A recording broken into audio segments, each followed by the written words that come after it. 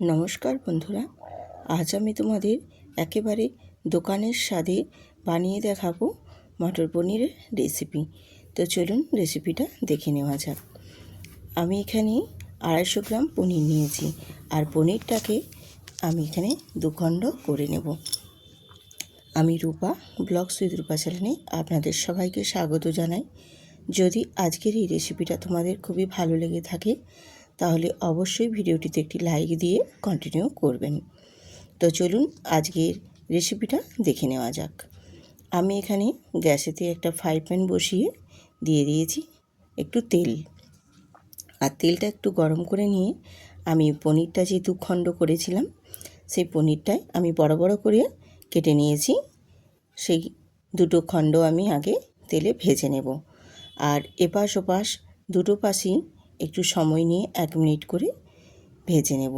তো খুব বেশি আমি কিন্তু লাল করে ভাজবো না, জাস্ট একটু হালকা হালকা লাল করে পনিরগুলো ভেজে নেব।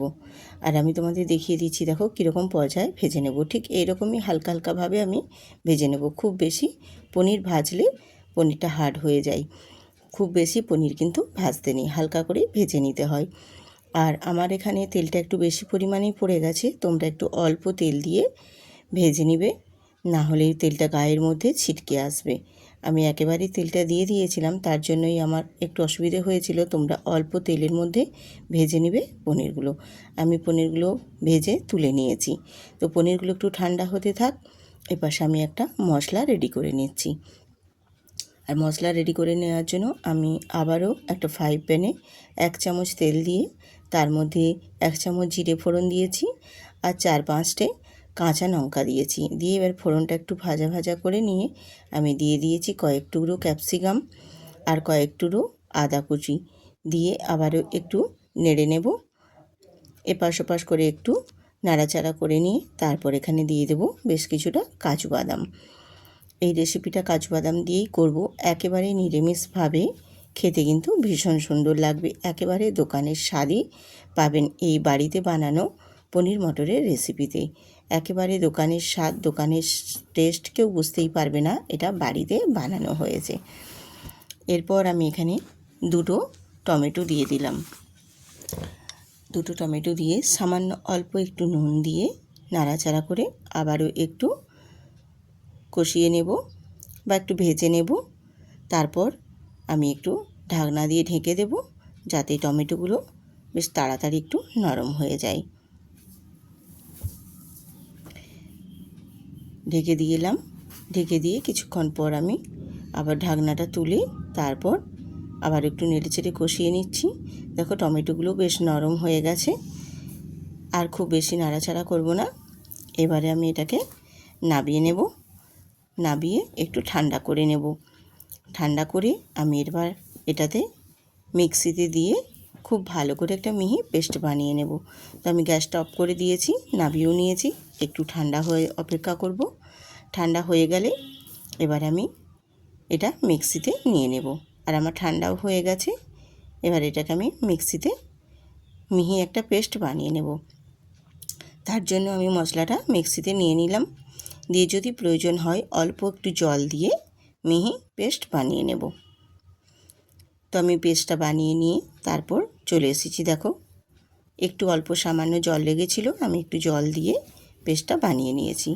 আর এপাশে পনিরগুলোও দেখো বেশ ঠান্ডা হয়ে গেছে।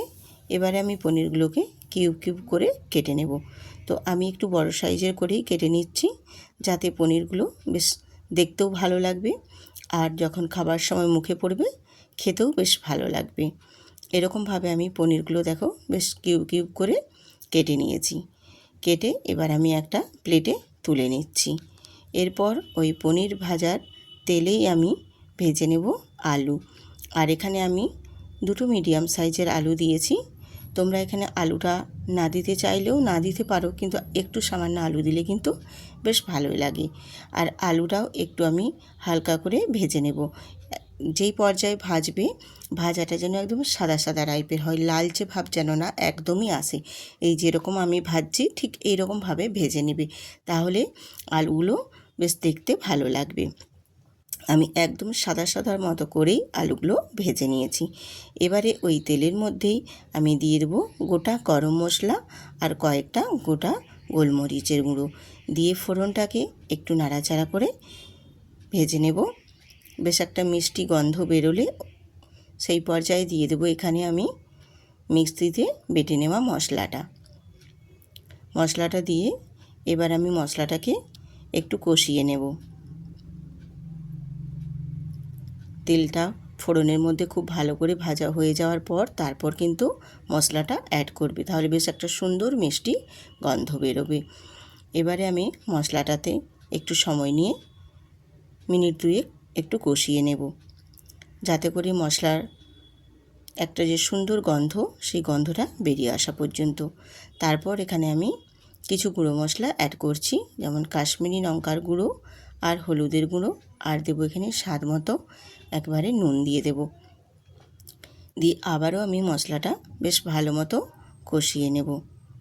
মশলাটা যত ভালো করে কষানো হবে এই পনিরের রেসিপিটা ততটাই কিন্তু একেবারে সুস্বাদু হয়ে উঠবে, ভীষণ সুন্দর লাগবে খেতে।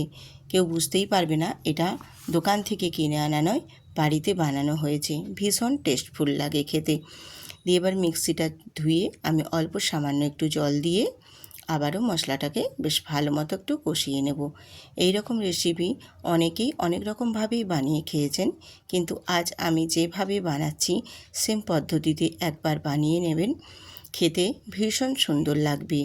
আশা করছি আজকের এই রেসিপি আপনাদের খুবই ভালো লাগবে। আবারও চলে এসেছি আরেকটা নতুন রেসিপি নিয়ে আপনাদের মাঝে। আশা করছি আজকের এই রেসিপিটা আপনাদের খুবই ভালো লাগবে। মশলাটা কষিয়ে নিয়ে দেখো গা থেকে তেলও রিলিজ হয়ে বেরিয়ে গেছে। এই পর্যায়ে আমি এখানে দিয়ে দিলাম 1 চামচের থেকে একটু কম কাসুরি মেথি। এই রেসিপিটাতে কাসুরি মেথিটা দিলে এর স্বাদ আর ঘ্রাণ দুটোকেই বাড়িয়ে তোলে। ভীষণ সুন্দর একটা মিষ্টি গন্ধ বেরোয়, খেতে ভীষণ ভালো লাগে। এবং এই কাসুরি মেথিটা দেওয়ার ফলে এই রেসিপিটার স্বাদটা আরও যেন দ্বিগুণ বেড়ে ওঠে। আর এরপর আমি এখানে অফ ক্যামেরায় মটর সেদ্ধ করে নিয়েছিলাম, সেই সেদ্ধ করা মটরটা আমি এখানে অ্যাড করে দিলাম। মটরটা দিয়ে মশলার সাথে একটু কষিয়ে নেওয়ার পর আমি এখানে দিয়ে দেব ভেজে রাখা আলুগুলো দিয়ে আলু আর মটর দুটোকেই আবারও একটু কষিয়ে নেব।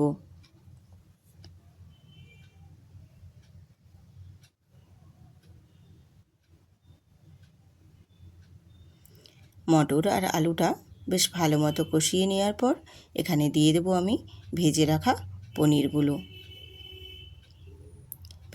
পনির, আলু, মটর সব বেশ ভালো মতো কিন্তু একটু নেড়ে চেড়ে কষিয়ে নিতে হবে, তাহলে সব কিছুরই স্বাদটা বেশ সুন্দরভাবে আসবে। আর যদি আমার এই চ্যানেলে আপনাদের এই রেসিপিগুলো ভালো লেগে থাকে তাহলে অবশ্যই সাবস্ক্রাইব করে বেল আইকনটি প্রেস করে দেবেন, তাহলে আমি নিত্য নতুন রেসিপি দেওয়া মাত্রই পৌঁছে যাবে আপনাদের কাছে।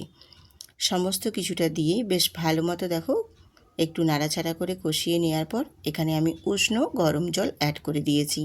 তো এখানে চেষ্টা করবে উষ্ণ গরম জলটা দেওয়ার, ঠান্ডা জল দিতে যেও না। ঠান্ডা জল দিলে এই রেসিপির যে স্বাদটা সেটা কিন্তু অনেকটা পরিমাণে কমে যায়।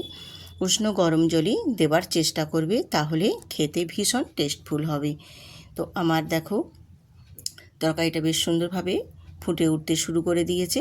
ঠিক এই পর্যায়ে আমি একটু নাড়াচাড়া করে দিচ্ছি যাতে নিচে না লেগে যেতে পারে। এইভাবে একটু ফুটিয়ে নেব বেশ সুন্দর করে, আর গ্রেভিটাও একটু কমে আসবে আর সব কিছুটাই বেশ পনিরের মধ্যে ঢুকবে, তাহলে পনিরের স্বাদটাও বেশ সুন্দর আসবে। এই রকমভাবে কয়েক মিনিট সময় নিয়ে আমি রান্নাটা করে নিয়েছি। এরপর নামানোর আগে সবশেষে দিয়ে দেব সামান্য অল্প একটু চিনি স্বাদের জন্য, তাহলে এই রেসিপির টেস্টটা আরও বেশ সুন্দর লাগবে, পনিরের স্বাদটাও ভীষণ সুন্দর আসবে। এবারে আমার চিনিটা দিয়ে একটু নাড়াচাড়া করে ফুটিয়ে নিয়ে তারপর নামিয়ে নেব। আমার একেবারেই কিন্তু কমপ্লিট হয়ে গেছে আজকে মটর পনিরের রেসিপি। কারণ দেখেই বোঝা যাচ্ছে যে একদম চারপাশ থেকে বেশ সুন্দরভাবে তেল ছেড়ে বেরিয়ে গেছে। মানে আমার রান্নাটা একেবারেই বেশ সুন্দরভাবে কমপ্লিট হয়ে গেছে। এবারে আমি গ্যাসটা অফ করে নামিয়ে নেব। আর খুব বেশিক্ষণ আমার রান্না করতে লাগবে না। হয়ে গেছে, গ্যাসটা অফ করে নামিয়ে নিয়েছি। নামিয়ে নিয়ে একটু ঠান্ডা করে নেব। ঠান্ডা করে তারপর সার্ভ করে দেখিয়ে দেব কতটা সুন্দর হয়েছে। আজকের তোমাদের এই পনির মটরের রেসিপিটা যদি ভালো লেগে থাকে অবশ্যই বন্ধুদের সাথে শেয়ার করে দেবেন। আর যেসব নতুন নতুন বন্ধুরা আজকে আমার ভিডিওটিতে ভিজিট করেছেন অবশ্যই চ্যানেলটিতে সাবস্ক্রাইব করে পাশে থাকবেন। এই রকম আমার চ্যানেলে অনেক নিত্য নতুন রেসিপি দেওয়া আছে, দেখতে চাইলে আপনারা দেখে নিতে পারেন। তো আজকের এই মটর পনির রেসিপি কেমন হলো কমেন্ট করে কিন্তু জানাতে একদম ভুলবেন না। আবার আসব এই রকম আরও নিত্য নতুন রেসিপি নিয়ে আপনাদের মাঝে। ততক্ষণ আপনারা সবাই সুস্থ থাকবেন, ভালো থাকবেন। আজ এইখানেই শেষ করছি। আবার আসব আরেকটা নতুন রেসিপি নিয়ে প্রতিদিনের ন্যায়। তো আজ এইখানেই টাটা।